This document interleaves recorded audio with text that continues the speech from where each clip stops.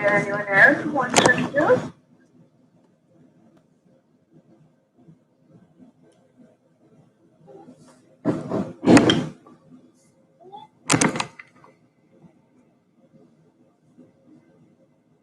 Okay, Monica, you can start recording. The recording has started. Welcome to Bhakti Sangatapa conference call. Today we are very fortunate to have Her Grace Preeti Mataji to enlighten us on Sri Brhad Bhagavatamrta. Today is the 22nd session of Book 2. So thank you so much, Mataji, for giving your valuable association and time to all of us. Now I would like to hand over the call to you, Mataji. Thank you so much. Hare Krishna. Thank you so much, Pavitra Madhuri Mataji. Thank you so much for your warm welcoming. So we are reading from Sri Brhad Bhagavatamrta. Today is Book 2, Session 22. We'll start with the prayers. Om Namo. No? Okay. Yes, thanks. Thanks for telling. Yes. So today is Book 2, Session 22 of Sri Brhad Bhagavatamrta. Book 2 deals with the story of Gopakumar's journey to Goloka Vrindavan. And we have traveled a long way with Gopakumar. So this is session number 22 today. And we'll start with the prayers. Om Namo Bhagavate Vasudevaya. Om Namo Bhagavate Vasudevaya. Om Namo Bhagavate Vasudevaya. Om Ajnanatimirandhasya Jnananjanashalakaya Chakshurunmilitam Yena Tasmai Shri Gurave Namaha. Mukam Karoti Vachalam Pangum Langayate Girim Yat Kripa Tamaham Vande Shri Gurum Deenatarinam. Nama Om Vishnu Padaya Krishna Presthaya Bhutale Shri Mate Radhanath Swamin Nitinamini. Nama Om Vishnu Padaya Krishna Presthaya Bhutale Shri Mate Bhakti Vedanta Swamin Nitinamini. Namaste Saraswate Deve Gauravani Pracharine Nirvisesh Shunyavadi Paschayat Deshtarine Jaya Shri Krishna Chaitanya Prabhu Nityananda Shri Advaita Gadadhara Shri Vasadi Gaura Bhakta Vrinda Hare Krishna Krishna Krishna Hare Hare Hare Rama Rama Rama Hare Hare. All glories to Srila Sanatana Goswami, the author of Sri Brhad Bhagavatamrta. My humble obeisances to all the devotees on the call. I seek your blessings so that I may speak a few words on this wonderful subject matter. Vancha kalpatarubhyascha kripa sindhubhya evacha patitanam pavanebhyo vaishnavebhyo namo namah. Thank you all so much for joining and giving us your very valuable association. So in our previous session, we saw in detail about the simultaneous variety and oneness in the Lord's various forms. And then we started talking about the Lord's internal energy. So we had a quick introduction into the Shakti of the Lord, or his internal potency, Mahalakshmi, who's sometimes called as Mahavibhuti, sometimes she's called as Yoga, and even sometimes she's called as Yogamaya. So she herself, we saw, was Satchit Ananda, and she was really absolutely real. She's a real personality without a beginning or end, and the essence of her identity was beyond description. And she represents the total energy of the Supreme Absolute Truth, and she is the one who manifests the opulence in the Lord's pastimes, and she makes the Supreme Lord's transcendental pastimes brilliantly attractive. So it is impossible to describe the potency of the Lord by limited words. So we saw about these characteristics of Mahalakshmi, or the internal potency of the Lord. So we discussed two aspects. One is she herself is concentrated Satchit Ananda Vigraha, and she is the one who represents the total energy of the Supreme Absolute Truth. And it is only because of her that the Supreme Lord's pastimes appear brilliantly attractive. She manifests the opulence in the Lord's pastimes. So this is what we saw in the previous class. Now, these characteristics that I mentioned, this is called as the Swarup Lakshana of this Parashakti, or the internal energy of the Lord. Okay, that is just one aspect of her. Now, she also has a secondary characteristic, which is called as her Tatastha Lakshana. What is that? That is, she is the mother of the variety of sweet wonders that are relished in the bliss of devotional service. So when we perform devotional service, there is so much variety and there is so much bliss in the devotional service. Where are we getting all that from? That is through her. So she's the agent that manifests so many varieties of charm and sweetness in the Lord's devotional service. She not only manifests variety in the Lord's form and his pastimes, but also she manifests so much variety in devotional service. So, though she is one Parashakti or she is one Swarupa Shakti of the Lord, still she is capable of manifesting so many different kinds of variety. Now, how do we understand this? The example is given as the example between Jiva and Bhagavan. So we all know that Bhagavan and Jiva, the Supreme Lord, and the Jivas are both Satchit Ananda. That is, they share the same reality. Both of them are called as Brahman, right? Both of them are spirit. So in many places, we see Brahman is referred as the Supreme. And in some places, you will also see the Jiva is referred as Brahman or pure spirit. Why? Because they both share the same quality. Both of them are Sachidananda, right? Both of them share the same qualities. At the same time, we know that the Jiva is different from the Supreme Lord. The Jiva is minute, the Supreme Lord is big. Okay, just like how the sun and the sunshine are different. So there is a simultaneous oneness and at the same time there is difference. So similarly, the Supreme Lord's devotional service is also one. It is one. Bhakti is one. But still she can manifest different varieties in which all the devotees, they taste newer and newer sweetness each and every moment. So the same potency, Lakshmi, she manifests different stages of bhakti. She manifests the sadhana bhakti, the practice stage of bhakti. She manifests bhava bhakti, the initial stage of pure love of God. And she herself manifests prema bhakti, which is fully manifest pure love of God. So in addition, she also manifests various rasas, the various rasas of devotional service. We have so many rasas with the Lord. The rasa of neutrality, servitorship, friendship, parental affection, so many other mellows. So all these are manifested by bhakti, or all these are manifested by her energy. So in this way, she constantly increases the sweetness and bliss in worshipping and serving the Supreme Lord. So we have seen that the Supreme Lord is one without a second. He manifests multiple forms through her. Not only that, she actually also becomes the agent of the variegatedness that is experienced in devotional service. So one Lakshana is that she is responsible for the variety seen in the Lord and his pastime. The second Lakshana is whatever devotional service we are experiencing, the variety and sweetness that we see in this devotional service is also manifested through her only. She is responsible for manifesting so much variety, though she is one. She is one, yet she manifests as many. Okay, and this doesn't stop here.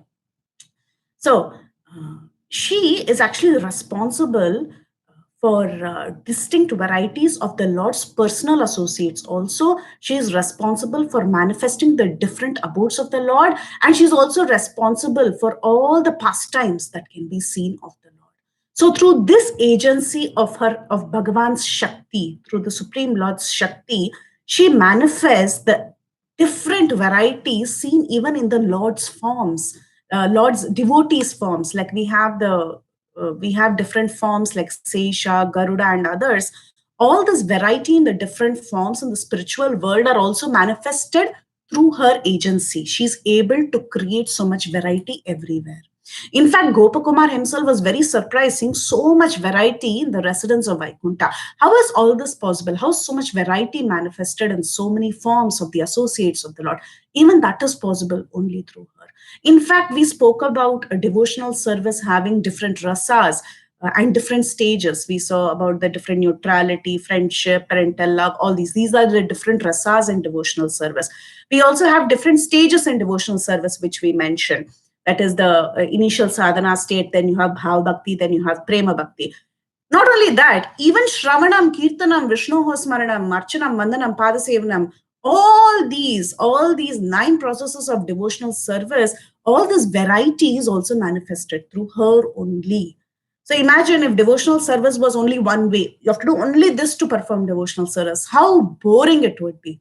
We have so many aspects of devotional service. You can hear about the Lord, you can chant about the Lord, you can chant the holy names of the Lord, you can do pada sevanam, you can do archanam, you can do deity worship, you can pay obeisances, you can treat the Lord as your friend, and so many more. So like this, devotional service not only has different stages, not only has different rasas, but it also manifests so much variety. And all this, anything, any sort of opulence in Vaikuntha, anything that is seen in devotional service, everything is powered by this Shakti. In other words, Shakti is responsible for manifesting wonderful diversity. If it was not for Shakti, such variegatedness in the numerous forms could not be produced by a single form of the Lord. Actually, the Lord is one. He is Sachidananda Vigraha. But from him, so much is manifest. From one devotional service, so much is manifest. So all the varieties we see in the bhakta, in bhakti, in the Lord's abode, in his leelas, everything, all these varieties is manifest through the influence of this Shakti or the Swarupa Shakti of the Lord or the internal energy of the Lord. So this unending variety, I'm going to mute.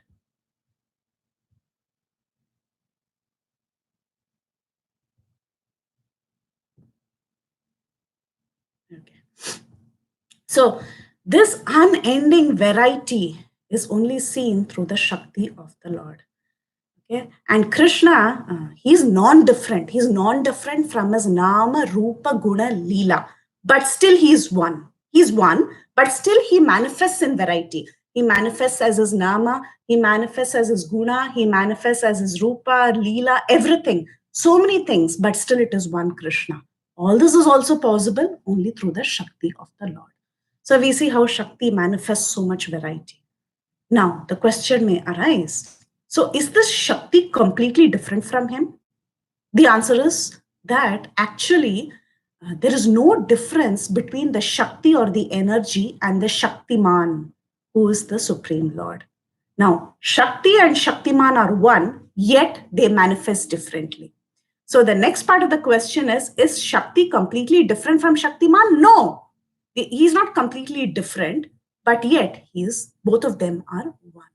So only Bhagavan's pure devotees, they can understand how the Shakti works, how her strength is, how her activities are. But those whose minds are contaminated by the dry logic, jnana, it's very, very hard for them to understand how Shakti actually functions.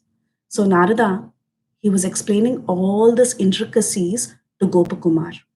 He was talking about all the aspect of Shakti so that Gopakumar could understand the variety that he was seeing. So all the variety that was seen in the material and spiritual realms, Gopakumar could understand why all this is happening. So that is the reason Narada was explaining all this to him. So he was telling him it's very difficult to understand all this by logic. Dry logic will not help. But if a devotee of the Lord listens to it again and again and again, then they can understand a fraction, a very small fraction of how exactly these potencies work. So this is about the energy, but we'll see in more detail. So the Lord's energy has two divisions. We spoke about the Parashakti or the energy of the Lord, and we saw how this one energy manifests in variety. Now we are going to see in more detail about this energy of the Lord. So this Lord's energy has two divisions. One is the para or the superior, and the second one is the apara or the inferior. So the para is called as the superior potency, and she is the swabhavika or the innate nature of the Lord that arises because of the Lord's inherent nature. The Shakti arises from the Lord's inherent nature. And she has characteristics like eternity, And she, in fact, is non-different from the Lord. So in many places, this internal potency of the Lord is also called as Ishwari, because she's completely divine. And because she has the great power to manifest all kinds of varieties of activities, she is known as Para or Chid Vilasa Rupa, one who manifests variety of transcendental forms of enjoyment. So she has many, many expansions, and Maya is actually her shadow. Para, apara. Para is the internal, whatever is manifested through the internal energy becomes para. The apara is the lower energy, which is actually the shadow of this potency of the para energy, which is called as apara or maya or illusion. So the Lord's energy can be classified into two. One is the internal and the other is the external. One is the para energy, which is as of now here represented by Lakshmi, and the other one, which is represented by Maya or the illusory energy. So now we are specifically seeing two divisions. One is the energy, the other is the shadow of this energy. So before we enter into this concept of Maya Shakti or the shadow potency of the Lord, we are going to divert a little bit into the concept of how the internal potency actually transforms into the material world, and a fraction of whom is the jivas. And also we'll try to understand about Achintya Bheda Bheda, which is technically known as Shakti Parinamavad. This is very important for us to discuss here at this point, because for us to understand how everything is Shakti, how everything works as a through Shakti, we have to understand our Siddhanta at this point. So let us understand what is our Shakti Parinamavad, okay, before we get into details about Maya Shakti. So again, I'll repeat. The energy of the Lord is one, but it is seen in different divisions. It is diversified. That is what we are going to magnify and see within what is happening inside this one Shakti, how she's classified into so many varieties, how she is responsible for manifesting the material world, how a portion of her is actually seen in the jivas. All this we are going to now get into and see in detail. So this portion of our discussion, which we are going to discuss now, is directly from the Dashamul of Srila Bhaktivinoda Thakur. Dashamul itself is a portion of a book by the name Jaiva Dharma that was written by Bhaktivinoda Thakur. Dashamula was compiled by Bhaktivinoda Thakur based on the Navaprameyas of Madhvacharya and the Prameya Ratnavali of Baladev Vidyabhushan. So based on the Navaprameyas or the Prameya Ratnavali, Baladev Vidyabhushan has further written the Bhashya, the Govinda Bhashya. Okay, so these essential truths are very important for us to study. From that book, we are just going to take out from Dashamul of Bhaktivinoda Thakur, we are just going to take out one section and study that. Okay, a very small portion of that we are going to study to understand how Shakti performs or how she functions. Okay, and if you want to know more about this, you can always go. There is a wonderful seminar in Vrindavan Institute of Higher Education. It is all available online. It is by Kamal Lochan Prabhu. He's done an excellent job on this Dashamul of Bhaktivinoda Thakur. If you just go through that seminar, you'll get more and more details about how our philosophy works. Okay, so let's get into the subject matter of Shakti Parinama. How Shakti actually transforms into so many varieties. So we all know that the Mayavadis, they don't speak about the Lord's potency. They only talk of Advaitam, Brahman. They just say one Tattva, that is Brahman. Now there is a small story about Sripad Shankaracharya. So when Sripad Shankaracharya was on his way to Badri, he stopped in a place called as Srinagar Garhwal. And this is in Uttarakhand. This is not in Kashmir, not that Srinagar, this is Uttarakhand. There he stopped at one point because he was very, very sick when he was passing through that place. In fact, that is the place where this pastime of Narada getting a monkey face actually took place. There's a very funny story of Narada getting the face of Hari.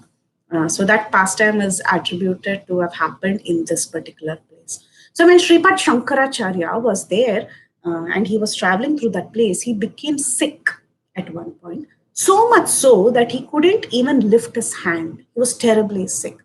And Shankara, he had collapsed and he was asking for water. He was feeling very thirsty, but he didn't have any energy for anything. So when he was fallen like that and he was asking for water, a small girl came there. A very small girl. She came and she gave him a glass of water. And then Shankaracharya, he told that girl, I don't have any energy. I'm not even able to lift this glass of water. How am I to drink this water? She said, drink the water. He said, no, I cannot drink. I don't even have the energy to drink the water. So you please pour it into my mouth because I don't even have the energy to lift it. At that time, that girl said, you are saying even to lift a glass of water, you need energy. But how do you conclude the Lord creates the world without employing his energy? She said that and she ran away from there. And she, in fact, was, of course, Durga Devi who came and gave him darshan there. And it was at that time that he wrote the Saundarya Lahari verses, which are extremely famous. Shankaracharya's one of the classic works is known as Saundarya Lahari. This is on, it's a glorification of the energy of the Lord. So that is when it is said that he actually recognized that how the potencies of the Lord is so important. Okay, but however, keeping that aside, we Gaudiya Vaishnavas, we talk more about Shakti than the Supreme Lord himself. Shakti Vichara, that becomes very, very important to us to explain our Siddhanta. When we say the Lord creates through his potencies, it doesn't mean that the Lord is dependent on his energy to create. So when we say, okay, he's doing some job through his potencies, that means he's dependent on it. Not like that. He is Swarat, he is independent, yet he takes care of these functions through the medium of his energy, because the energy is the intrinsic property of the Lord.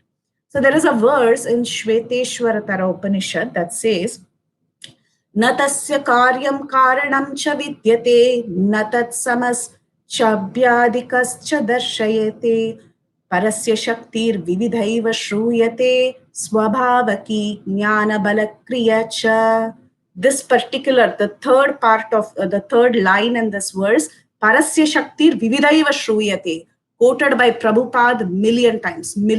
He goes, everywhere you will see Prabhupada says that parasya shaktir vividaiva shruyate. It is very, very important because it is a fundamental thing that we should all understand, how the Shakti of the Lord works. So let's go through the translation of this verse and then we'll proceed further. Krishna has no work to perform with material senses because he has no material body or senses. His body is completely spiritual form, and thus it is not limited in qualities like material body. Krishna is endowed with unlimited wonderful qualities and performs eternal pastimes in the spiritual Vrindavan. But though he is so, he is still the supreme entity. No other form is equal to or superior to this form because his form is the abode of inconceivable energies. It is called inconceivable because by limited human intelligence, the contradictions cannot be resolved. This inconceivable energy is called superior energy or Parashakti. Through one, this intrinsic energy takes, this intrinsic energy takes three forms: Jnana or Samvit, Chit, Bala or Sat, Sandini, and Kriya or Ananda, Haladini. Shveteshwaratara Upanishad 6.8. So here it says that the Lord functions through his energies. Though he is not dependent on it, still he employs his energy. Okay, and this one energy, one Parashakti, is divided into three. Satchit Ananda, that is a generic name. It is also called as Jnana, Bala, and Kriya Shaktis. It is also called as Samvit, Sandini, Haladini Shaktis. Okay, now keep this in mind and we will proceed further. Now, the Shakti and Shaktiman, they are the same. They are the same, yet they are different. So in our Siddhanta, we say that there is one Supreme Brahman who transforms into the world. Do we say that? No, we don't say that. We don't say that there is only one Brahman. He himself is a transformation. He himself thinks himself to become many. We do not say that in our Siddhanta.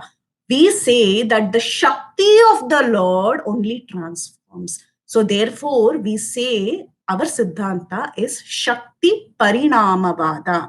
Shakti transforms. That is how we explain how the Lord creates this material world. And we can further explain the concept of the jivas. So emanation, expansion, and transformation put together is called as parinama. What is parinama? Parinama means emanation, expansion, and transformation. All three together is called as parinama. How does that happen? From Krishna, his personal energy comes out. So that is emanation. The Swarup Shakti or Parashakti is the personal energy of Krishna. It is emanating from him. Therefore, that is the first step, emanation. The second step is called as expansion. Expansion means what? This Parashakti actually has a shadow, as an expansion. She's called as Chaya Shakti or Maya Shakti. And this Maya Shakti transforms into the material world. So therefore, the creation of the universe that is explained from the Supreme Lord Brahman is explained in our Siddhanta as Shakti Parinamavada. The Shakti is the one that is transforming. Brahman himself does not transform. We have emanation, expansion, and transformation. Transformation happens to the Shakti of Krishna and not to Krishna himself. The shadow of the Chit Shakti, which is Maya Shakti, actually becomes transformed. So one Shakti of the Lord has many varieties. We all know about the three energies that the Lord totally has. He has internal, external, and marginal. So we saw how the external energy is manifest, how we can explain the external energy of the Lord. We have seen internal energy is Swarupa Shakti, self, okay? It comes from him. Then we saw how the external or the material universe is created. Now we have to see how the Tatastha Shakti or the marginal potency or the Jiva Shakti is actually coming out. That is what we are going to see next. Now, we all know that we are same in quality with Krishna, but different in quantity with Krishna. We are all Brahman. We are all spiritual substance. We all know that, okay? This is very, very commonly. Anybody who comes to read Prabhupada's books will get this information really fast. They'll understand. We are same in quality, but different in quantity, right? That is the first thing you will learn about our philosophy. Now, a tiny fragment of the internal potency is actually Jiva Shakti. See, when we say in Bhagavad Gita, Mama eva amsha jiva loka jiva bhuta sanatana. When we say that, we should understand that we are part and parcel of Krishna's internal potency. Okay, we are not actually the direct parts and parcels of Krishna. We are part and parcel of Krishna's internal potency. There is a small sukshma there. There is a small interesting point there. The reason is because we are supposed to give pleasure to Krishna. Therefore, we are a part of his internal potency. We are also Parashakti. Right, when we talk about para and apara, when you see in Bhagavad Gita, there is a verse that talks about Parashakti and Aparashakti. Bhinna Prakriti Ashtada, there is one verse that talks about the 8 material potencies. And then we say Parashakti means we immediately tend to think of the Jiva. That is also correct because we are a part of the internal potency. We are a part of that big Parashakti. That big Parashakti is there, right? We are a small part of that. So therefore, we are also classified as Parashakti. Okay. So now, this internal potency, what is her job? She is giving pleasure to the Lord. Okay? We are a part of her. So we also join her in giving pleasure to the Lord. That is our duty. So our duty is to give pleasure to the Supreme Lord through the agency of Radharani. Right? Through the guidance of Radharani, we are actually serving Krishna. That is how our philosophy blends in. So we are a part of Radharani. We are giving pleasure through the agency of Radharani. Our job is also to give pleasure to the Supreme Lord. So all of us are expansions of that internal potency, that big energy. We are all an expansion of that internal potency of the Lord. A tiny fragment of the internal potency is the Jiva, and the perverted reflection of that internal potency is the Maya Shakti or the external energy or the material manifestation. Everything is coming from one energy. Everything is coming from there. Okay? So you see how the parinama happens. One Shakti, so much parinama. Therefore, we are Shakti Parinama. Okay?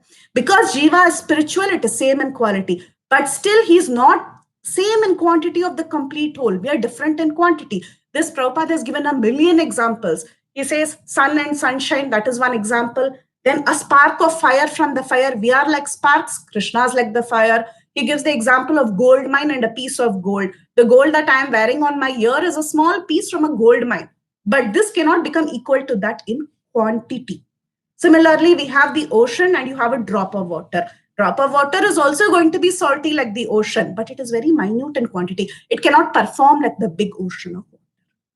Okay, so one in quality, different in quantity. Now, this internal potency or the Antaranga Shakti, we saw already from a verse that we quoted earlier.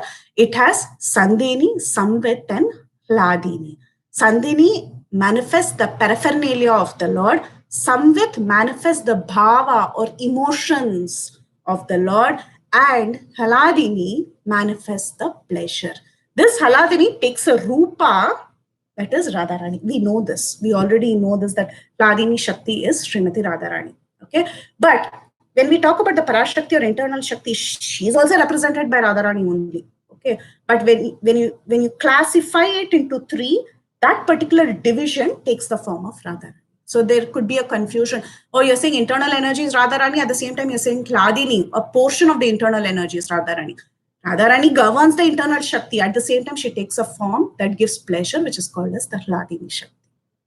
Okay. Now, that is internal potency. We saw internal potency or the Parashakti has three categories. Now, we have to see the Maya Shakti, the Bahiranga Shakti, the external Shakti. The same Sandhini that is seen in the internal potency manifests as Sattva Guna in the material world. The same Hladini Shakti in her perverted form is seen as Rajoguna in the material world. The same Samvit Shakti that is seen in the Lord is seen as a perverted manifestation in the form of Tamoguna in the material world. So in terms of action, this Sattva, Rajas and Tamas is seen in the material world as the Sattva is seen as the 14 planetary systems. The Rajas is seen as the scope for material enjoyment in this world, and the Tamas or the Samvit, when it is perverted, it is seen as the material knowledge that is acquired through the elements of this universe. So internal energy, when it is a perverted reflection, we see it, how it functions in this universe. It functions in this universe as Sattva, Rajas, Tamas. The same Samvit, Sandhini and Hladini, when they get perverted in the material world, they function in terms of Sattva, Rajas, Tamas. What are they manifesting through Sattva, Rajas, Tamas? Through Sattva, they are manifesting 14 planetary systems. Through Rajas, they are manifesting the scope for material enjoyment. And through Tamas, they are manifesting the material dull knowledge. Okay, that is Tamas. Now, we saw internal, external. The three divisions in internal: Samvit, Hladini, Sandhini. Then the three divisions in material world: Sattva, Rajas, Tamas, how they are transformed. Now we have to see how these three are present in the Jivas. Okay, so Tatastha Shakti, in the Tatastha Shakti, the Samvit manifests in partial form of knowledge of the self. We all have knowledge of the self. Every pure spirit has knowledge of the self. Hladini manifests as a partial form of Brahmananda, or the happiness felt in the self. And Sandhini, it manifests in a partial form as the soul's feeling of existence. Every soul has a feeling of existence, and that is manifest through this partial form of the Sandhini Shakti. This is how the individual soul is such Chit Ananda. It has all the three qualities. It has all the three qualities of the Supreme Lord. But however, this individual parcel by itself, it has a very minute portion of the Satchit Ananda that the Lord exhibits. The Lord Satchit Ananda is so big, means our Satchit Ananda is very, very minute. We are an individual part and parcel. We are still one with the Lord because we are similar in quality, but our quality is very minute. How minute? Just like how the spark flies off from a fire that is burning. That minute we are.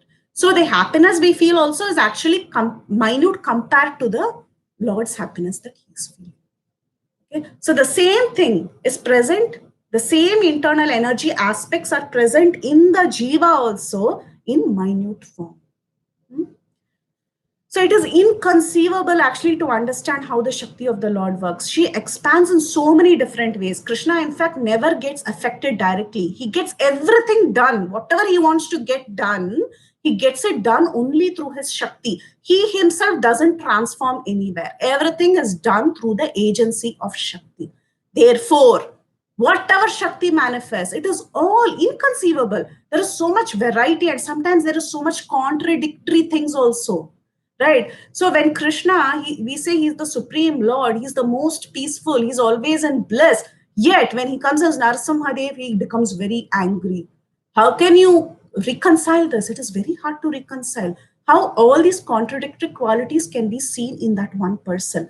So we all say Krishna is Atmaram. He's very, very satisfied. How can you imagine a God that is not self-satisfied? He's got everything. What is there for him to look out for? But still he gets hungry and he cries for milk when he comes as a baby. So Krishna is crying for milk and he gets angry with Yashoda. How is all that possible? It is possible because it is inconceivable. The Shakti of the Lord manifests in inconceivable ways. Similarly, Krishna is, unlimited. We all know Krishna pervades everywhere. He's seen in every atom. He is all pervasive. He is Svarva Vyapi, like that we describe the Supreme Lord. But yet he can come in a limited form. We can worship him as a deity. You can capture him inside a deity and worship him. How is it possible? Yes, it is possible. Because the Lord is inconceivable. So everything in the world is manifested from his Shakti, and how exactly it happens, it is inconceivable. So therefore our Siddhanta is Shakti Parinamavada or Achintya Beda Abeda Tattva. Achintya comes from the inconceivable working of this Shakti that manifests the spiritual world, that is also responsible for the Jivas to manifest. So like this, everything is a transformation of the Shakti. Now, this is purely from our Siddhanta, Gaudiya Vaishnava Siddhanta, how we explained the manifestation of the material world and other aspects. Okay, but still, I know we are in Vaikuntha, but purely we are talking about these things in terms of our Gaudiya Siddhanta. Okay, that is established by Baladev Vidyabhushan in his Brahma Sutra commentaries in Govinda Bhashya. That is established through Navaprameya or Prameya Ratnavali of Baladev Vidyabhushan and further explained in Dashamul by Srila Bhaktivinoda Thakur. And if you want to know more, you can go there. And if I've made any mistakes, please feel free to correct once you have learned more about it or once you already have, as such you have some information about it or if you already have. Okay, so now let's proceed further. We have to go and understand Maya Shakti in detail. Okay, this is now we're jumping back to Brhad Bhagavatamrta. Okay, initially we spoke about internal energy from Brhad Bhagavatamrta. We jumped to Dashamul. Now we're coming back to Brhad Bhagavatamrta to understand Maya. Now, this illusory Maya Shakti, she consists of the three modes of material nature, and she is the shadow of the Swarup Shakti of the Lord. So I think this concept should be clear by now. So we have already seen the activities of the superior potency or the Parashakti or the internal potency, how she was capable of manifesting so many wonderful varieties, varieties in devotional service, varieties in the Lord's form, varieties in the Lord's abode. Like that, she was creating so many ecstatic moods. She was creating so much rasa, she was creating so much rupas. All this was created by her. Similarly, the shadow of that energy can also create variety. How? What sort of variety is the shadow creating? The shadow is creating variety in the material world. The diverse varieties in the material world, the diverse forms of fruitive work, the diverse forms of cultivation of knowledge, so many other divisions, diverse forms of happiness seen in this material world. All this is a shadow of that Vaikuntha. Okay, of what is seen in the spiritual world.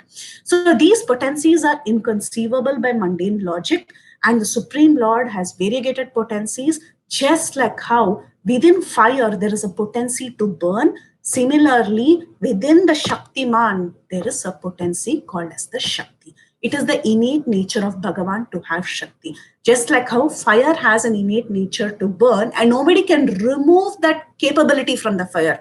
You cannot say one mantra and remove the capability of fire. You cannot do that. You cannot show a jewel and, do some magic and try to remove the capability. No. Similarly, Parabrahman has a particular capability, and these capabilities cannot be removed from him. They are always together. Okay, the capability of the Lord is always with the Lord. So this Bhagavan, he possesses inconceivable potencies to accomplish all his actions. His potencies cannot be separated from him at any point in time. This Bhagavan is the Lord of everyone, he's the controller of everyone, and he's the ruler of everyone. This Parabrahman alone is the cause behind the material creation, behind its maintenance, behind its destruction, and everything you see in this material universe is completely governed by him. He accomplishes all this through the agency of his Maya Shakti, which is a shadow or a pratichaya of his spiritual pleasure potency. This Maya Shakti consists of three modes of material nature, and she is responsible for producing the varieties in creation because she is the shadow of the spiritual potency that is coming from the Lord's nature. Okay? So, whatever we see in Vaikuntha, it is said that the material world is a perverted reflection of the spiritual world. This is the reason why, because she is the Chaya Shakti, that is why whatever is there in Vaikuntha is seen in a perverted, reflected form. That reflection of the banyan tree that we read in our Bhagavad Gita, that's why she's a reflection. It's not the same. It is the same. Yes, it is the same, but it is a perverted reflection. So everything that is there in Vaikuntha is also here. But still, it is a reflection in a very perverted way. So this Maya, she is the mother of this illusory material world. She is an embodiment of falsity and ignorance, and her nature is far beyond description. Though she has imprisoned all the living beings in this repeated cycle of birth and death from time immemorial, Maya or illusion can be destroyed when the living beings receive knowledge of their constitutional position. So when they receive knowledge of their constitutional position, Maya can be destroyed. The illusion can be destroyed. Therefore, Maya is considered as non-eternal or temporary. So basically, when we call her illusion, it doesn't mean that the material world is not a reality. No, we are not saying that. It only means that the material world is a temporary place. She is known as beginningless because she is the shadow of the internal spiritual potency. So therefore, she has no beginning. Anything that is coming from the Lord cannot have any beginning. That is the nature of the Lord. That is the nature of the Shakti. It has no beginning. But still, a jiva can go beyond her influence. Therefore, she is temporary. Okay. So Maya, she also takes a personal form, and she's residing in the eighth covering of the universe. We have already seen this. Gopakumar himself has already witnessed the final covering of the universe.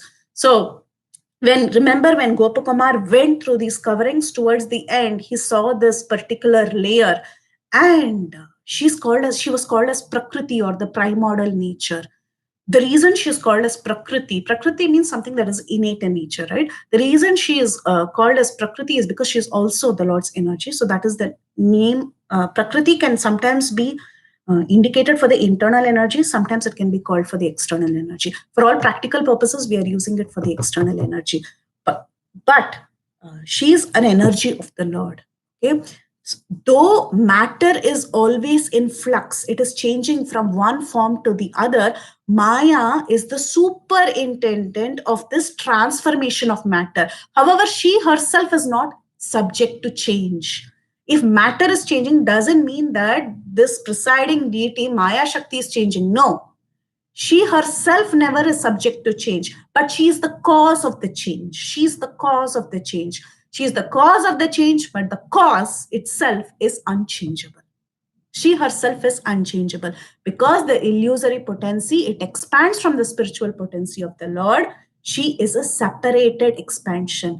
Therefore, she is non-different from the Lord's spiritual potency, yet she is responsible for changes in the material world. Therefore, when Gopakumar reached the abode of Maya or Pradhan in the coverings of the Brahmanda, she said a beautiful statement. What did she tell Gopakumar? Just a quick revision of what she said. She said, Bhaktim ichyasi cha va vishnor tatapi etasya chetikam bhaginam shakti rupam mam kripaya bhaja bhaktidam If you desire devotion for Bhagavan Sri Vishnu, then you worship me, considering me to be his maid servant, his sister, or his Shakti. Because I am his potency, I increase bhakti unto Vishnu. Because I am his sister, I satisfy the desires of his devotees by bestowing bhakti. She says this statement because ultimately she's also coming from the Lord. She will allow the devotee to surpass her. When one crosses over this Maya, one is known to attain liberation. One can attain devotional service. She will give, yes, she will give. She will give devotional service if we are ready to surpass the effect of Maya. And this Maya, we are saying Maya, illusion, we are using all these words. So, what sort of illusion is this? Is this an illusion that is created like a magician, like a magician creates a magic that lasts for a few seconds? It's an illusion. Is this illusion like that? Is this Maya like that kind of a magician? A magician, a mundane magician, he can manifest various types of object in front of the audience, but all of these objects are unreal. They are all just illusions. In the same way, is Maya creating her illusory energy? No, no, it's not like that. Whatever she creates appears to be substantial and real. This universe is a substantial reality. It lasts for a very, very long time. These people like this Kardama who created these airplanes and Shaubari who created so many things from his mystic yoga, they are after all jivas, but they were able to do substantial creations. They were able to create airplanes that Kardama was able to create airplanes that lasted for such a long time.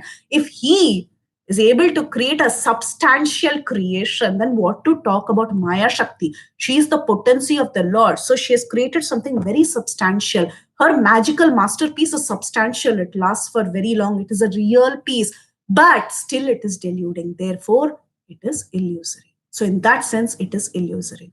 Lord Krishna alone, he alone gives, this fruits of all auspicious work. So therefore, great yogis who have developed these mystic powers, they are worshipping Krishna's lotus feet. When such ordinary living entities are empowered by Krishna to produce real objects from their performance of austerities and yoga and other pious activities, Maya Shakti, she is so much greater. She's so much greater. She's an energy of the Lord. So she's completely capable of doing these things, creating this world. This world is a reality, yet it is temporary. So, like this, the Lord's energies work in multiple ways. In multiple ways. It is very, very hard to understand the inconceivable workings of the Lord's energies. So Narada was telling all this to Gopakumar, and now Narada, finally, he comes to the main point. And at this time, Narada declares something very, very interesting, very interesting. He changes the topic. He says, Bhagavan Sri Krishna is avatari. He is the source of all avatars, and all his incarnations are non-different from him, as they all share the quality of being eternal, nitya, and true satya. As the source is eternal and real, so are all his incarnations. So Narada says, Bhagavan Sri Krishna is avatari. He's in Vaikuntha. He's telling Gopakumar now, Bhagavan Sri Krishna is avatari. Srimad Bhagavatam 1.3.28, the Paribhasha Sutra of the Srimad Bhagavatam. Ete chamsa kalapum shaha krishnastu bhagavan swayam indradi vakulam loke mrudayanti yuge yuge. All the lists of the incarnations of Godhead submitted herein are either plenary expansions or parts of the plenary expansions of the Supreme Personality of Godhead. But Sri Krishna is the Supreme Personality of Godhead himself. 1.3.28, Krishnastu bhagavan swayam. This is the verdict of the Srimad Bhagavatam. So now Narada intends to establish through evidence Krishna's glories, that they are greater than all the other incarnations. But however, all these incarnations are also eternal. They are also very real like him. All the forms like Badrinath, Vaikuntanath, all of them are non-different from Golokanath, but this Golokanath, Sri Krishna, is the original source. Although the source of all incarnations is non-different from the incarnations, this avatari, Sri Krishna, Golokanath, is supremely excellent.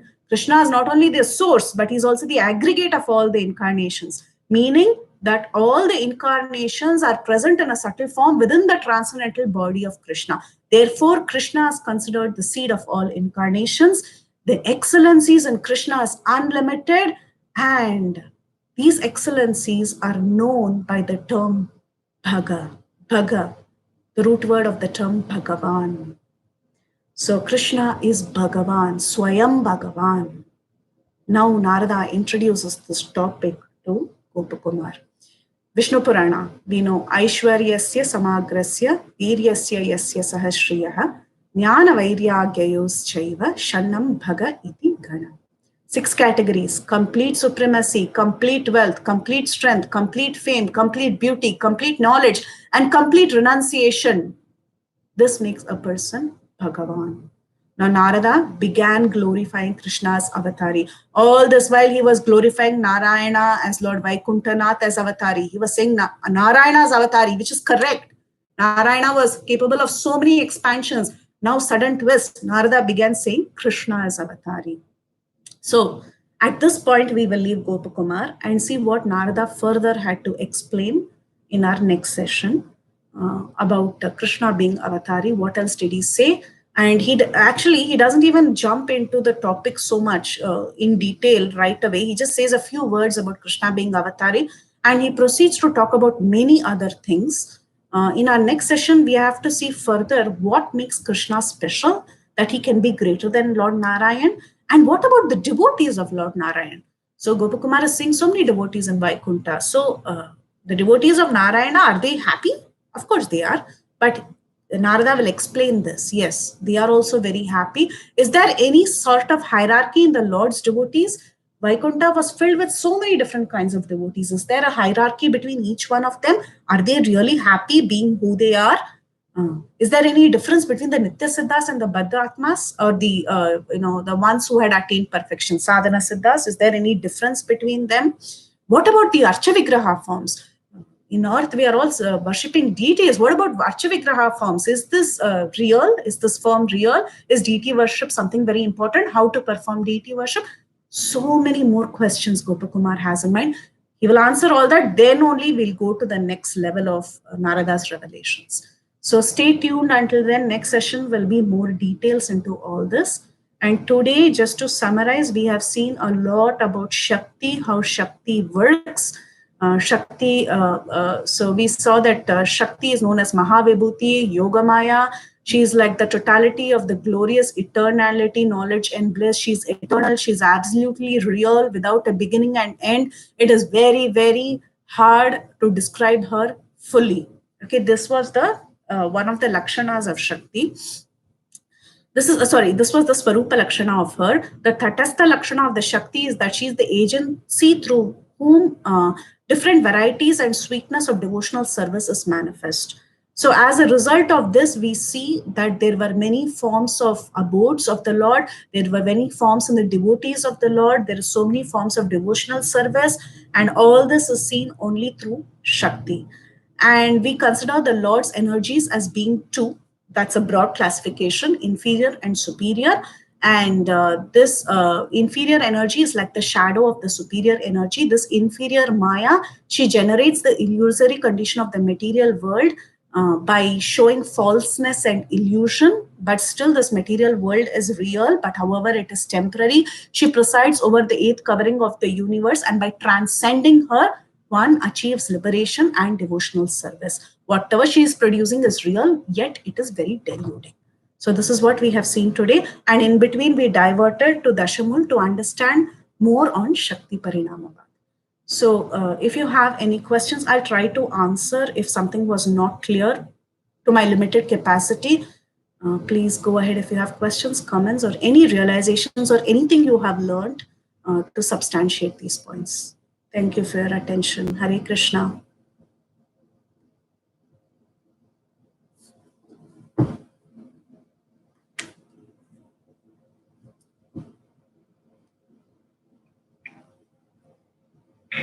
Hare Krishna, Prithviraj Mataji.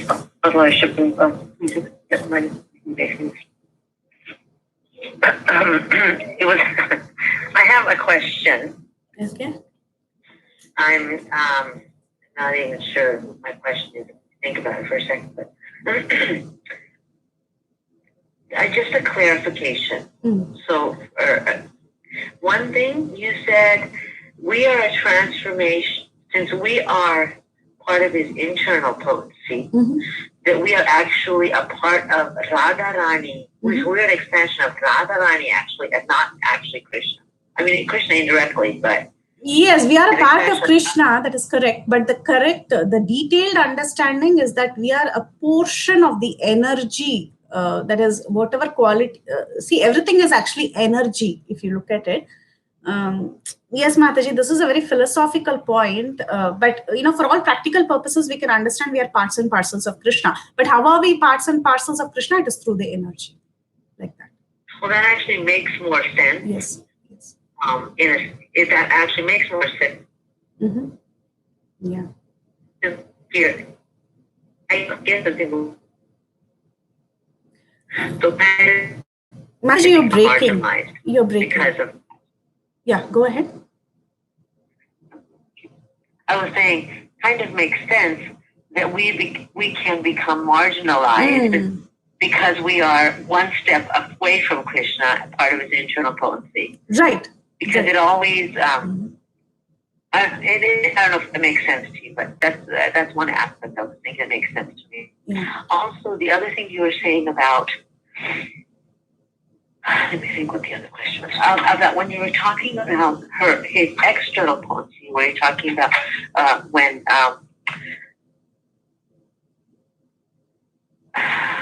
she's a I know. You said she's a perverted reflection of his internal potency. Maya is, but she is not changed. So, in other words, the Durga, she is not affected. She's not affected, yes. What did you say exactly? Can you say that one more time? Okay, I'll directly read it from Sanatan Goswami's commentary, how he's putting it. I'll just directly read from there so that we don't make any mistakes. One second. Okay. Hold on.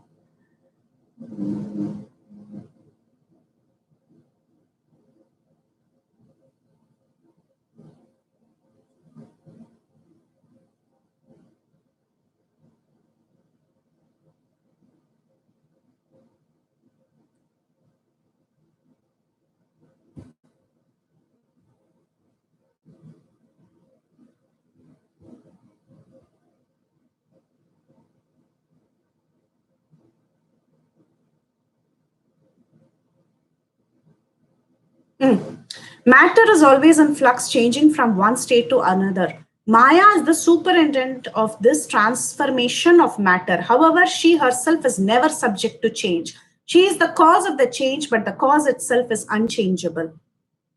This illusory potency expands from the spiritual potency of the Lord. So therefore, she is a separated expansion, and hence she is non-different from the spiritual potency. Okay, and so my question, so then she is also eternal. Yes, she's eternal, yes. But what she's creating is temporary. Say that again? What she is creating, she's creating the material world, right? That is temporary. Right. That is in our, it's of course in constant, it's in cycles, of course, but still it is temporary in the sense we can surpass it and we can go to the spiritual world. Or we can take up devotion. We can surpass the influence of Maya. Right? Okay. Right. But yes. Okay. So my question, I think, is she's eternal. And what she manifests is temporary. Correct. Now, but when you say she's eternal, because when you start from the beginning of creation, when there's Krishna, then he expands into Radharani, into Bhagavatamrta and all that kind of, and then remember the whole big description of Shambhu and Maya and Ramadi, all that that we discussed in the beginning. So is there a beginning to that then? I don't know if that makes sense. No. There's no beginning to that. It is only for our understanding how Shakti or how Krishna expands into so many things and his energy expands into all this. For this, there is no question of beginning. Everything is eternal. So that is the problem, right? That is the problem we are having. Our brains are so used to beginning and end. So to think that something is beginningless, time immemorial is such a big word. How can you imagine time immemorial? You cannot understand. That is the inconceivable. Right. That's very inconceivable. Yes. Okay, so yet the universe is manifesting from time to time. Yes.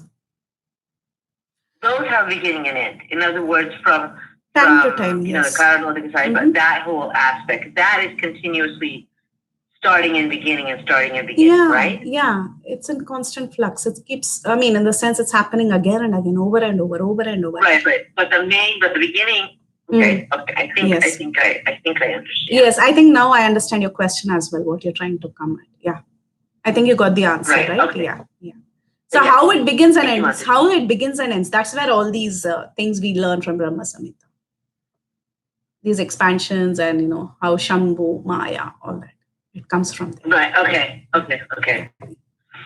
Thank you, Mataji. Thank you, Mataji. I just was very intense, and I've got to listen to the class again because I was like, what? Little pieces here and there. I'm going to re-listen to it again, so I might have more questions later. Thank you, Mataji. Hare Krishna. Thank you, Mataji. Thank you so much. Yes, Mataji, this is worth listening. I mean, in the sense, at least for me, it was hard to prepare. I hope I have done some justice, but of course, if you really want more information, Dashamul is the best place to go to. And it's only in 6 or 7 parts, the Vrindavan Institute of Higher Education seminar, very excellently done, very, very precise and very well done. So. Can you share that? Yes, of course. Yes, Mataji. Thank you.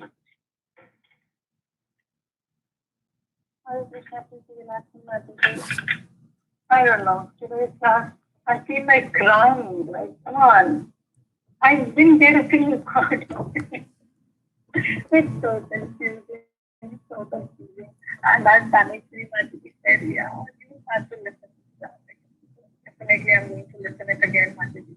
Yeah, and Mataji, we can... And that verse that you sent from Bhagavatam, that is such a beautiful verse for today's discussion. This is Bhagavatam 6, 19, 13. I request everybody to just read this one Bhagavatam verse. It has so much in the purport Prabhupada is giving. He's literally giving our entire Siddhanta right there. So with all the Shakti Parinamas discussed there in a few words, you don't even have to listen to this class, just read the purport. That's all. Which verse, Mataji? Can you... Yeah, I'm just going to send the words directly. Okay, perfect. Thank you. Yeah. 6, 19, 13. Yes, 6, 19, 13. Yes. Yes, people like but definitely, I'll take the class again in order to clarify all my doubts regarding that verse too. And so the last point that she made was why she was illusionary.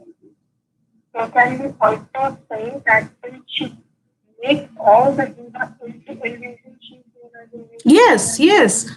Yes, she's known as illusion because not that the world is illusion, but the way we are perceiving the world is an illusion. We are thinking we are the body. That is the illusion. How is it possible? Because we are affected by the material world, because we are affected by the things in the material world. So I'll read one interesting thing for you, okay, just to clarify this point. This is so good. This is really, really good. And I should really thank Jiva Goswami for bringing this part. I will just read this for the benefit of everyone. Okay. This is first, I'll read from Dashamul, then I'll go to Jiva Goswami's statement. Okay, just listen to this carefully. It's good for everyone to understand about the material world. Okay, please listen carefully. Parinama is a transformation of an object. The example is the formation of yogurt from milk. An example of Vivarta is mistaking a rope for a snake. Vivartavad is the Mayavad. Okay. So an example of Vivarta is mistaking a rope for snake. Taking these definitions, the followers of Shankaracharya say that the jiva and the material world can never be a transformation of the Lord. If one accepts such transformation of Lord, it must be considered a perverted state of the Lord. As yogurt is a perverted state of milk, one must say that the world is a perverted state of the Lord. Therefore, they say Parinama is not acceptable. If out of ignorance, a person accepts a rope as a snake, from that mistake, many difficulties arise. They claim the perception of the material world is similar to this. The world does not exist. Out of ignorance, that which is perceived as world is actually an illusion, vivarta. By accepting this proposition, the Lord is not subject to change or transformation. By such reasoning, the theory of vivarta is established. Mahaprabhu's teaching is as follows. There is no substance to the theory of vivartavad. Thinking the material body to be the self is comparable to the mistaking of a rope for a snake. That is vivarta. However, the material body is not false. Our thinking is wrong. It is not that the material body is false. It's just our thinking. We are identifying. And to claim that the Lord is through illusion or vivarta becomes the material body and the material world, that Lord falls under the illusion is of thinking he is that Lord falls under the illusion of thinking that he is the jiva is a detestable belief. Parinama is accepted in the Vedanta Sutras of Srila Vyasadeva. By rejecting Parinama, one admits that all knowledgeable Vyasadeva is mistaken. Just as milk transforms into yogurt, the Lord's inconceivable energy by his wish is transformed into the jiva and the material world. I repeat, just as milk transforms into yogurt, the Lord's inconceivable energy by his wish is transformed into the jiva and the material world. Shakti Parinama. There is no transformation of the Lord or Brahman. What is transformed through the influence of the Lord is Lord's variegated, inconceivable energies can never make the Lord the object of transformation. Though a material example cannot fully represent spiritual matters, by accepting an example can clarify this topic. It is said that a touchstone, though producing piles of jewels, remain unchanged. On the spiritual level, one can think of the Lord's creations in the same way. Though creating unlimited jivas and unlimited universe by his inconceivable energy just by his will, the Supreme Lord remains without change. There is one Supreme Being. He is naturally endowed with inconceivable energies. Through these energies, he exists eternally in four states: his own form, his spiritual expansions, the jiva, and the pradhan. These four states may be compared to the sun's power, the sun's globe, the sun's rays, and the sun's effulgence. Bhagavatamrta 16. So, Mataji, the point here is that this illusion is because of our wrong thinking. And that illusion, yes, it is impelled by the influence of Maya. But what Maya has created itself cannot be taken as illusion that we think of like a magician's illusion. It is true, it is real, it is substantial, yet it is temporary. And if we are getting illusion, that is because of our wrong identification. That is why we are feeling the illusion. Did that help, Mataji? The first part of what I read. Did that help? Yes. So you were reading from Bhagavatamrta? No. The first part that I was reading was from Dashamul, and the last part was Bhagavatamrta. Okay. Thank you for all your hard work here. Wonderful. Thank you so much, Kirtita Sundari Mataji. Hare Krishna. Thank you for your association.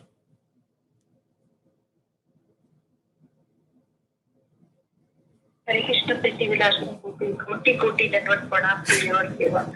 How nicely you narrating the class and so many things.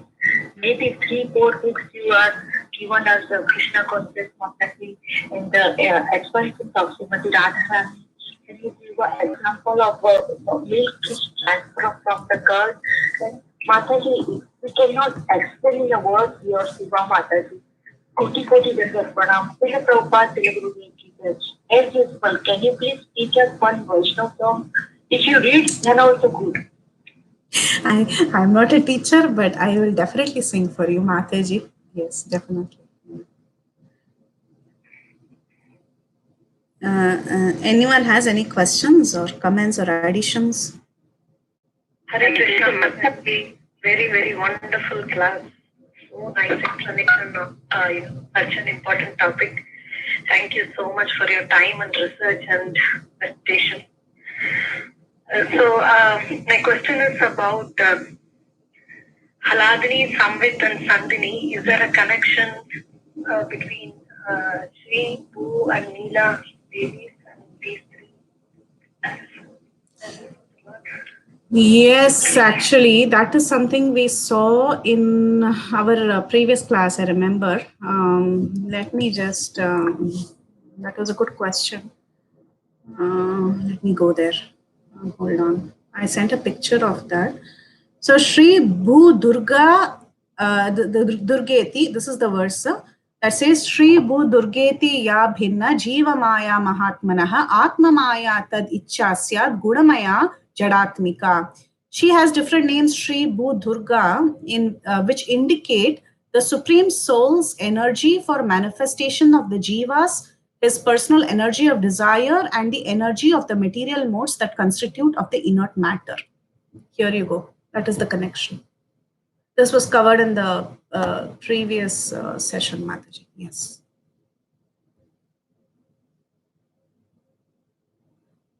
Okay. Sorry, Mataji, can you repeat it again? Okay, I'll repeat it. I didn't get exactly the connection Okay. between Shri, Bhu, and Neela. Yeah. So, Mataji, here there is one thing. The Neela aspect is a little different, and the Gaudiya, when we say Neela, we if you read the purpose of Prabhupada and if you read the Sandarbhas, you'll know that Neela is identified with Leela potency. Leela means Durga potency. Okay. So the connection is given like that. And now when you see this statement of the Shastra, it says she has different names as Shri, Bhu and Durga. This statement is for Shri, Bhu and Leela. Okay, Durga. She has different names, Shri, Bhu and Durga, which respectively indicate the Supreme Soul's energy for manifesting his Jiva. Shri has the potency to manifest Jivas. Bhu, manifests his personal energy of desire and the personal energy of desire. That is Bhudevi. Next, Durga Devi, she is the energy that rules over the material modes that constitute inert matter.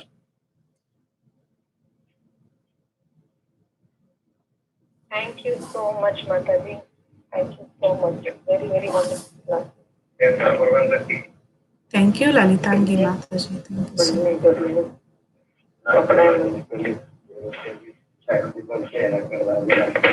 Thank you so much, Mataji. Hare Krishna, Mataji. Suksagri Mataji. Yes, Mataji. Hare Krishna.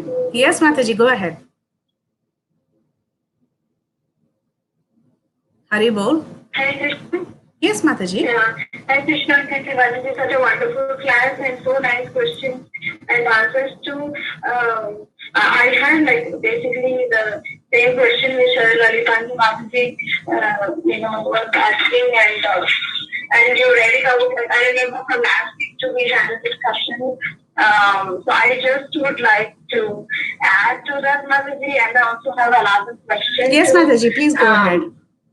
Yeah, so from what you read and what we discussed last week, so the Shri, Bhu and Neela are connected through the three Shaktis, which are the Jiva, the Yoga Maya or the Atma Maya, and the Maya Shakti, right? That's how it's related in this. That's how Sanatana Goswami is explaining in Brhad Bhagavatamrta.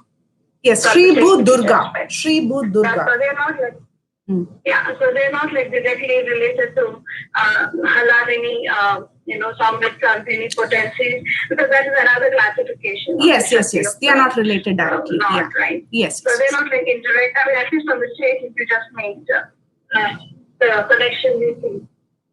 So I was just wondering, Mataji, there is another set of three, we saw in Charitamrita also, which is the Ichha, Kriya. Yeah. We covered that today. So, what? Yes, we covered that today. Ichha, Kriya and Bala. Yeah. Jnana. There is Jnana. Sorry, Bala is only Kriya. Yeah. Not the Jnana, Bala, Kriya, but the Ichha, Jnana and Kriya, three of them are there. So I was wondering how they are related, Mataji. Because, from what you were explaining, Maya is Maya Devi is the cause of all these material things. But we've also read that, Krishna actually he is the only person who has the Isha Shakti, right? Nobody else has the Isha Shakti. So unless he desires, Maya cannot do anything. Yeah. So how do we tie all this strategy together? Icha Shakti. Oh, yeah. That's a good point, actually. I was more thinking on the aspect of this, what is it, Jnana Bala Kriya to be what is the classification you give? Icha? Icha Jnana Kriya. There are the other three potencies. Like I don't, if I recall right, Mataji, in Chaitanya Charitamrita, in the Sanatan Goswami Samvad. Yes, even I've heard Icha Jnana Kriya. He keeps explaining so many trees, like this tree. Then he says also, like the Maya, and then the Yoga Maya, and then the Jiva Shakti, like that. So many trees he gives, and then he gives Haladini, Samvid, Sandhini, like that. So in that there is Icha, Kriya, and Jnana, and that is different. Like basically the Jnana Bala Kriya is nothing but with Haladini and what was the other one? Sandhini potencies. So I was just wondering how the other three. Okay. I'm sure it is there in Dashamul, but I didn't take out all the verses from Dashamul because he goes on quoting so many verses from different scriptures for these three Shaktis that are mentioned, like how you're saying. Right? So Icha Jnana, I'm sure is there in one of the quotes, but I have to remove it and then send it, Mataji. I'll try to get it out and send it. As of now, I don't have an answer, but I will get it out and send it to you, Mataji. It's there surely. Yeah. So it is also explained, Mataji, in Dashmula. Yes, they are relating it to something that is, he quotes from Katha Upanishad, from Chandogya Upanishad, and Shveteshwaratara Upanishad, and all that. So in one of those quotes, I vaguely remember this being Your told. Your input is invalid. Okay, Mataji, Yeah. I'll wait for your answer then, Mataji. Yeah. And also another thing was,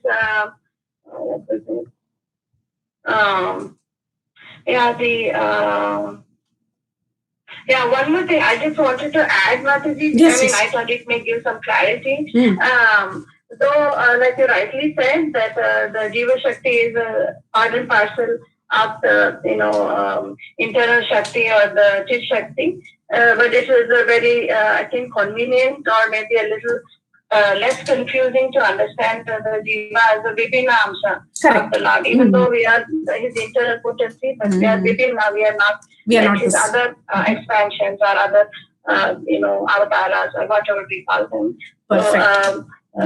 So in that sense, it gives a little clarity when we try to classify them as three rather than two. That's what I was just thinking. Mataji. Yes, Mataji, that is a very important point. Yes, still we are Vipinna, still we are different. That is very true. Yes, Mataji. Thank you for adding that. That definitely gives clarity. Yes.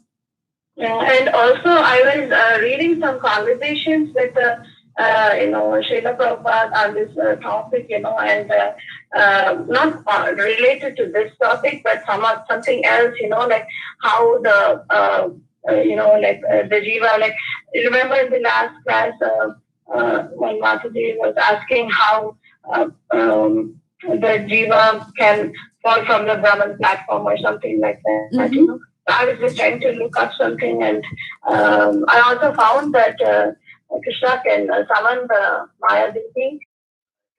Also, when the Jiva wants to act independently, I think, if I'm not wrong, like Siddhartha used that thing.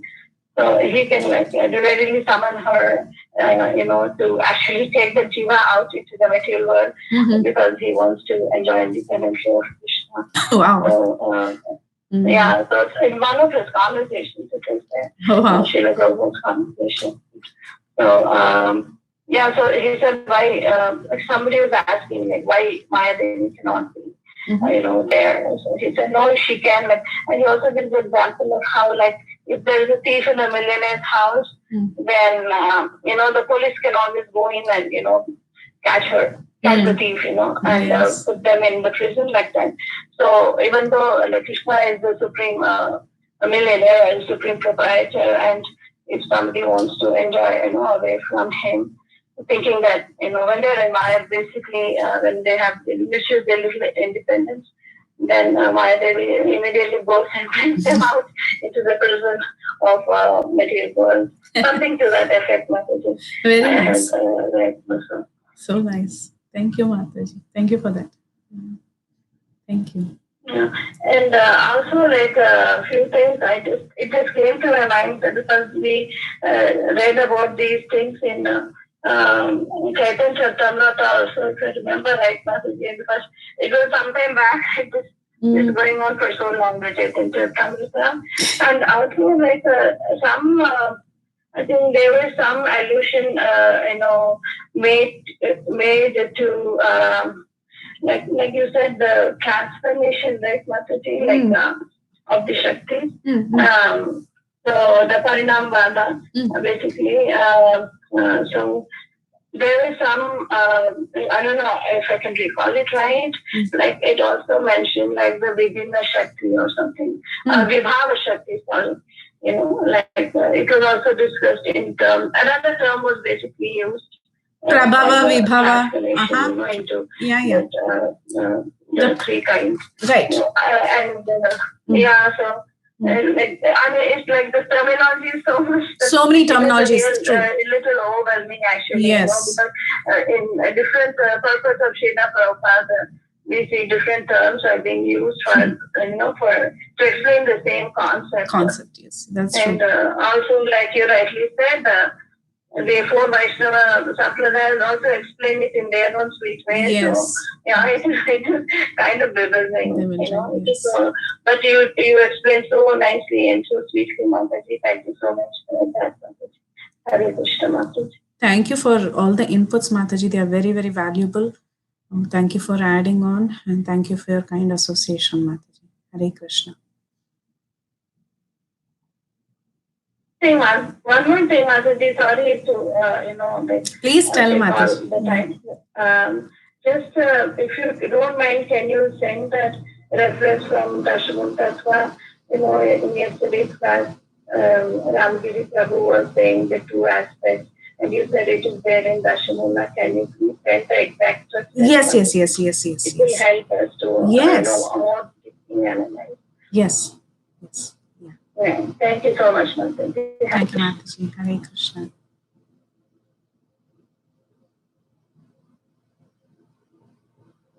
Anyone else wants to add anything or any comments, realizations, questions?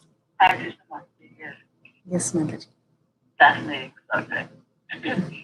I just need a couple of points of clarification.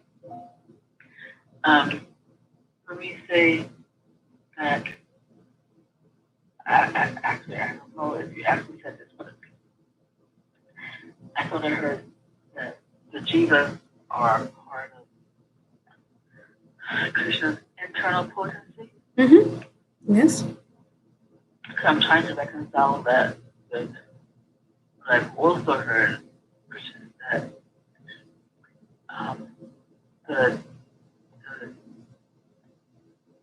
potency that constitutes the jivas is categorically different from the internal potency. I wish I had. Yes. So that's what she was just clarifying now. We are vibhinna amsha. That is, we are separated. We are still separated. We are. That's why we are tatastha. That's why we are on the margin. We are neither internal nor are we external. Though we expand from there, though we expand from our internal potency, still our quality is vibhinna only. So she wanted to, add that so that there is some clarity. That is the reason. So we should not, though we are same in quality only with Krishna, still we are vibhinna amsha, separated part, separated.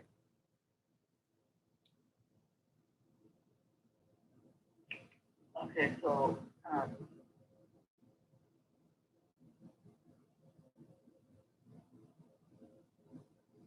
separated. So the fact that we're separated, you're saying that's what makes us into a different category. Yes. But everything is coming from Shakti only. Everything is. So that's how they, when they write the commentary on the Vedanta Sutras, they had to, this is the Siddhanta. This is how they explain how the material world is created, how the jivas emanate from there, all that. So it is all a transformation of the energies of the Lord. But yes, you are right. We are still Vibhinamsha and we are Tatastha. We are on the shore. We are neither here nor there. I mean, rather we have a choice to either go there or come here. Okay. Another question that I had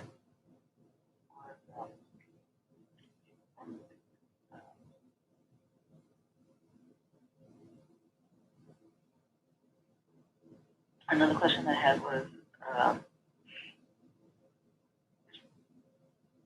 when you were saying something about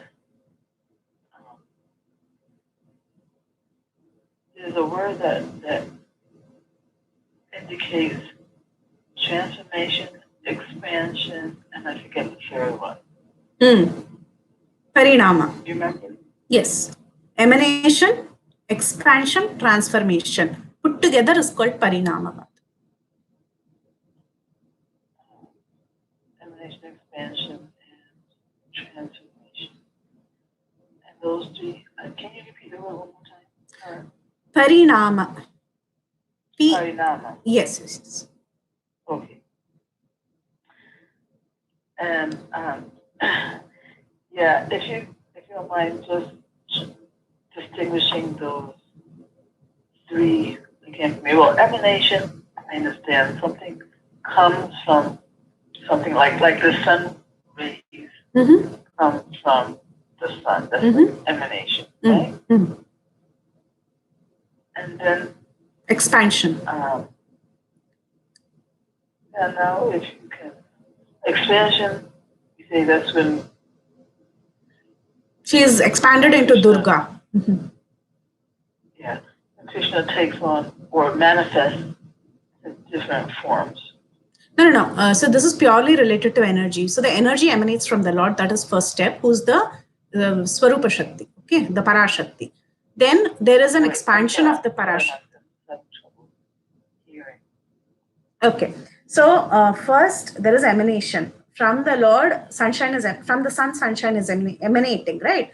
Like that, from the Lord, first energy emanates. Okay, that is the Swarup Shakti or the self energy, the energy of the Lord, complete energy of the Lord. Then there is an expansion of that energy. That expansion becomes Durga. Okay. Now she transforms. That expansion becomes what? Durga? Yeah. And then she transforms. She transforms material world. I mean, into the material world.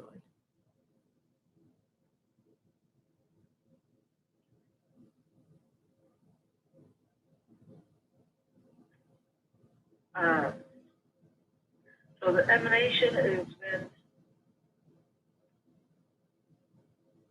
I don't know, just manifestation of when his energy becomes manifest outside of his form. Yes.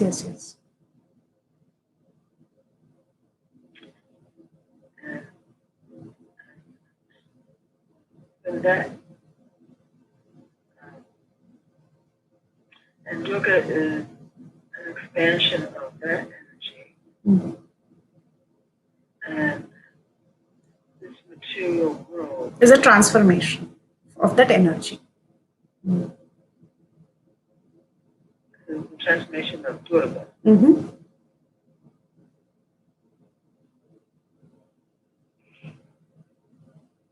Okay, I have to sit with that a little bit because they all just sound like.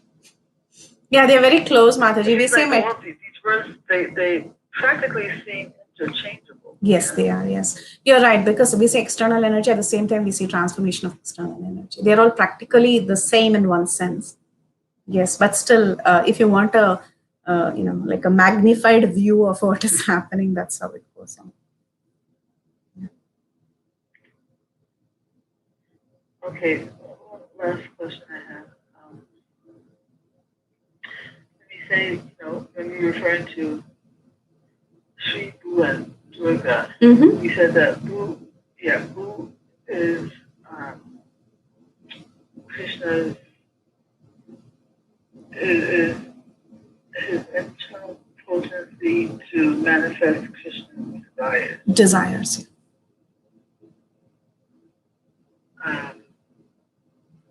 I think I just needed like an example of that.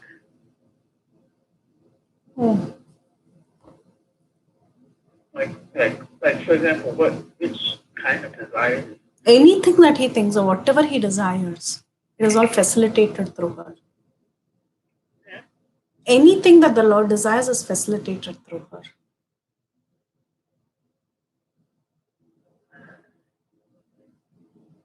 You said desires.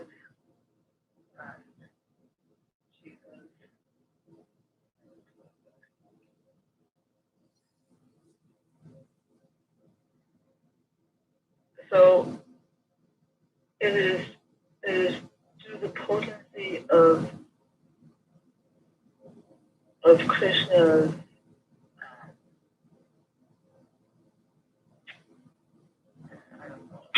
the potency of Krishna's internal potency that makes whatever he wants to happen. Yes. Happen. Yes. That's right. And that potency we call and the potency that makes the jivas manifest we call Shri. But I mean, Shri is also his internal potency, isn't it? Yes. Yes, Mataji, it's very inconceivable, yes. So, the potencies that make all these three categories manifest, they're all internal potency, yet we're giving classifications. Three different names. Yes, that's right. So it is one, yet it is many. It's classified into many. It is still one. They're all one, actually. Yeah. It's all the internal energy only. So it's all internal potency, but so what would we say? That is different expansions of the one internal potency that give rise to the jivas, the desires, and Durga? No, it is one that has different classifications. That's all. One with different aspects. Yeah. One internal potency. Different aspects of her functioning. Mataji, can I just add something? Yes. I'm thinking, I don't know, does this clarify? Could we say it's similar to somebody who, let's say, who's the president? And it's just one person, but he has different roles. Yes. He has different activities that are going on. Yeah. Does that, I don't know, does that fit? Yes. Why not? Yes. So just like how Krishna is one person, but he also manifests in different roles for expansion. So the same is being said of Krishna's internal potency. Yes. So the Shri, Bu, and Durga are just different roles of the one internal potency. Yes. Okay. Yes. Thank you, Panishwari Mataji. Thank you, Gaurangi Mataji. Thank you so much. Thank you, Mataji. One last thing. You said that the Dashamula. That what did you say was the source of the Dashamula? The Prameya Ratnavali of so Bhaktivinoda Thakur wrote Dashamula based on the Prameya Ratnavali of Vidyabhushan, Baladev Vidyabhushan. And he wrote a Prameya Ratnavali based on the Nava Prameyas of Madhvacharya Sampradaya. So we are taking our source from Madhvacharya Sampradaya, right? We are Brahma Madhva Gaudiya, right? So we take from that. We take from that Navaprameya. Prameya Ratnavali, Baldev Vidya Bhushan has included other things in Prameya Ratnavali, and that has been further expanded by Bhaktivinoda Thakur in his Darshamula thesis. So, Baldev Vidya Bhushan, he wrote something based on what he got from Madhvacharya. Yes. And then Bhaktivinoda, he then expanded on that. Yeah. What? On the Prameya Ratnavali.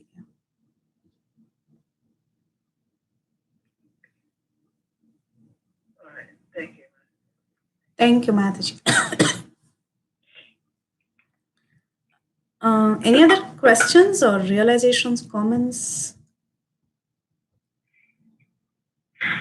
Hare Krishna, Prithvirajni Mataji, Dandavad Pranam. Hare Bol Mataji. It's a wonderful class, a very wonderful class. Actually, I'm still churning. It still has to register. There's a lot going on in here. Mataji, but while Mataji was still talking about Dasham, can you please explain? Gosh. Sorry, Mataji. I forgot my question. Good. One more that I had. So sorry. Can Satchit Ananda, okay, so you said Satchit and Ananda, it refers to Shri Bhu and Anila Devi. That is one. No. It doesn't. No. It doesn't directly refer to that. Sandini, Ladini. Yeah. And the other one was Jnana Bala Kriya. The other one. Jnana Bala Kriya. Okay. One more is, does this have any relation with the Guru aspect also, with Krishna, Balaram, and Srimati Radha? Correct. Yes. The Samvit. Explain that part of it also? Yeah, the Samvit is governed by Krishna himself. Okay, the Chit potency or the Samvit is governed by Krishna himself. The Sat potency or the Sandini potency is governed by Balarama. That's why Balarama, Sandini is existence, right? That's how he manifests as everything. The entire spiritual world is sustained by Balarama. Okay. And he himself, his Chit potency, or Krishna himself, the Chit that is coming from Krishna, it is responsible for cognizance. Okay. And the Hladini is the pleasure potency, takes the form of Srimati Radha. Now, don't get confused, because many people get confused. They say Samvat is Balaram. No, that's not correct. No. Sandini is Balaram, not Samvat.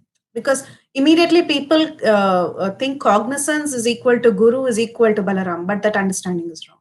That's not how Chaitanya Charitamrita presents it. Okay? I mean, I know you didn't get confused, but I'm just saying that as a random statement. Okay, Mataji. Yeah. So, Balarama, he is responsible for the spiritual creation? Yes. Maintenance of everything in the spiritual world? Yes. All the paraphernalia, everything is Balaram, right? The spiritual world, everything is as Shakti, everything is Balaram. Yes.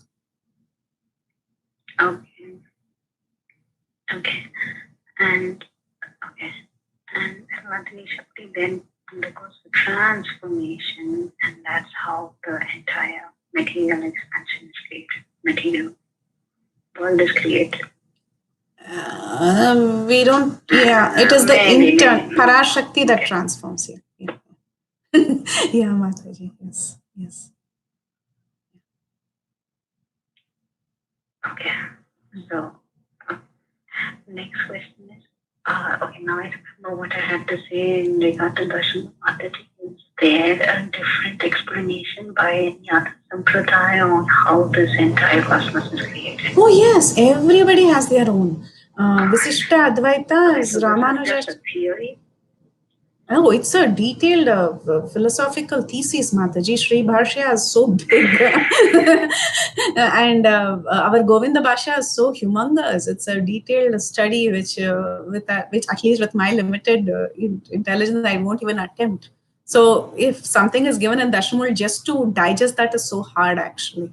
And I don't even know how much I've conveyed or understood in reality.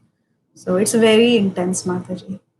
Each one of them, the answer to your question is each one of them have their own theses. Like Ramanujacharya has given Vishishtadvaita Siddhanta based on his commentaries called as the Sri Bhashya. Madhvacharya has given his Madhva Bhashya, and like that, each one of them have given their own. And his is Dvaitavada, Madhvacharya. Like that, everybody has their own Siddhanta. Everybody meaning the Sampradaya leaders, not everyone, but the four Sampradayas. Yeah. Okay. So I think you know where I'm getting at, what I'm trying to get at, right? So if God is one and if everything is one, why are there different explanations? Why are there different explanations? Because it is difficult to understand. So you will... Yeah, it will all lead to the same thing only. The same way. No, you can explain things also the same way, right? No, Mataji, it's very hard to explain everything the same way because you have to reconcile so many facts. All these explanations are the explanation of the Vedanta Sutras. The Vedanta Sutras are aphorisms. Now, if each one has to give a commentary on these verses of the Vedanta Sutras and reconcile everything and put it down into a Siddhanta, it cannot happen in the same way. So yes, God is one. Everyone agrees. See, all the Vaishnava Acharyas, they all agree on the same thing. Yes, God is great. I am a servant. I am Jiva. I am his servant. That aspect, everyone has agreed. The outer aspect, yes, everybody has agreed. All the four Vaishnava Sampradayas are they're all in the same page. Okay, there's no difference. But in these details on how they explain the sutras, there is difference, and the Siddhanta that they put forward, there will be difference. Because that's how they are reconciling. And technically, even in Dashamul, you will read that how Bhaktivinoda Thakur, he says that actually Mahaprabhu's this Achintya Beda, it has, or rather Shakti Parinama has reconciled everything. All the problems otherwise, which is not being filled out in the other places, he has put in all the aspects of all the four Sampradayas and given you a combination, like he's put everything together and he's given it to you in the best possible format. So he's reconciled everything. Ultimately, he will say that after talking about all the various Vaishnava Sampradayas also based on their Siddhanta, he will compile everything together and he'll tell you how this is a good compromise of all the different levels of understanding. Okay. Yes. But the basic understanding, everyone is for it, yes. Krishna is the Supreme Lord, we are his parts and parcels in one sense, and we are his servants, all that they agree, everyone agrees. Mm-hmm. At least Krishna is the Lord and I'm his servant, everyone is for it. Okay. Okay. Yeah. Thank you so much. Wonderful, wonderful. I have to go back and listen again. Too many concepts in here. Hare Krishna. Thank you, Indu Mataji.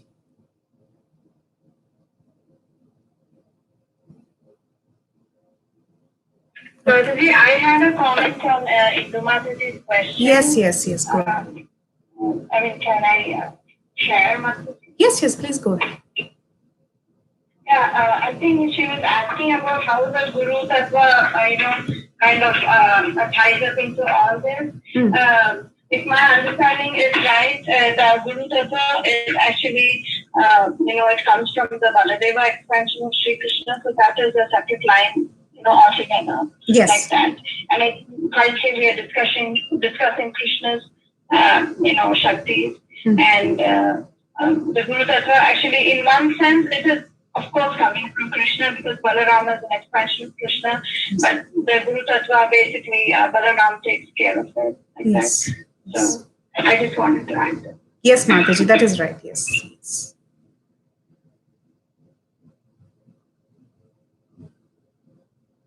Okay. So now, if there are no more questions, first, Vrinda Gopika Mataji, before I sing, do you want to sing anything related to Bhaktisiddhanta Saraswati Thakur today? Vrinda Gopika Mataji, are you still there on the line? Yes, Mataji, I'm not working. Don't worry, but I cannot sing anything. Okay. Okay. I just wanted to. Mataji, Okay. Kaumudiki Mataji is there on the call, right? Yes, and before that, I just wanted to make one small announcement. Kaumudiki Mataji will be off to India till April, if I'm not wrong. So we'll be missing our association for several months, which is very sad. Because she is the mother of our Bhakti Sangha, and we'll be really, really feeling separation from her. So, Kaumudiki Mataji, would you like to sing, Mataji, anything for all of us?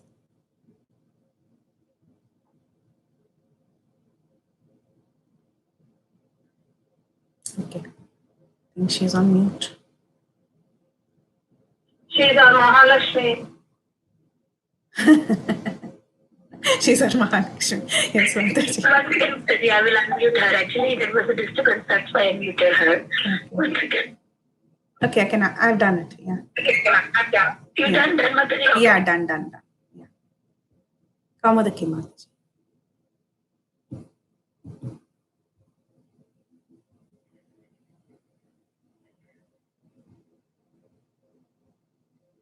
Kaumudiki Mataji?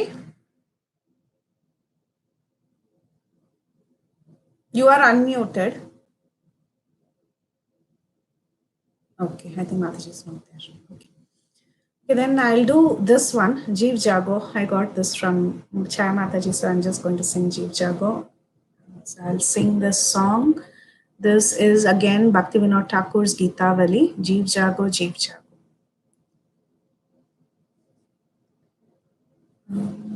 Jeev Jago, Jeev Jago, Gaura Chand bole, Kota Nidra jao Maya, Pishachi rakole, Jeev Jago, Jeev Jago, Gaura Chand bole, Bajibo bolia aise, samsara bitare,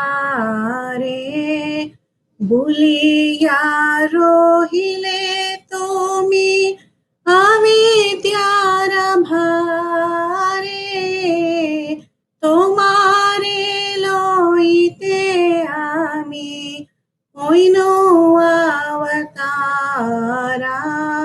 Jeev Jago, Jeev Jago, Gaura Chand bole, Tomara loite ami, oino avatara, ami bina bandhuara, ke ache tomara, Jeev Jago, Jeev Jago, Gaura Chand bole, Kota Nidra jao Maya, Pishachi rakole, Enichi aushadhi Maya, Nashi marulagi, Hari Nama Mahamantra, Lao tumi magi, Jeev Jago, Jeev Jago, Gaura Chand bole, Bhakti Vinoda Prabhu, Charane padiya, Se Hari Nama लोईलो magiya jeev jago gora chand bole कोट निद्रा जाओ माया पिशाचेरा कोले बाजी बोलिया ऐसे संसारा बिता भूलिया रोहिले तुम्ही अविद्यार भारे जीव जागो गौरा चंद बोले। जय हो श्री भक्तिदास ठाकुर की जय, श्री प्रभुपाद श्री गुरुदेव की जय, श्री गोपी की जय। Dandavat pranam to all Vaishnava. Dandavat pranams, Mataji. Sorry again, I think I mixed up some paragraphs, but anyway, thank you. Thank you for the opportunity, Mataji. Beautiful, beautiful. Thank you so much. Thank you, Kirtita Sundari Mataji. Hare Krishna, Preeti Vilasni Mataji. Beautiful Krishna suggestion, Mataji. Thank you so much for such a beautiful Krishna suggestion. Thank you, Vinita Gandharvika Mataji, for always being there for everyone on the call, always encouraging everybody. Thank you, Mataji. Thank you so much.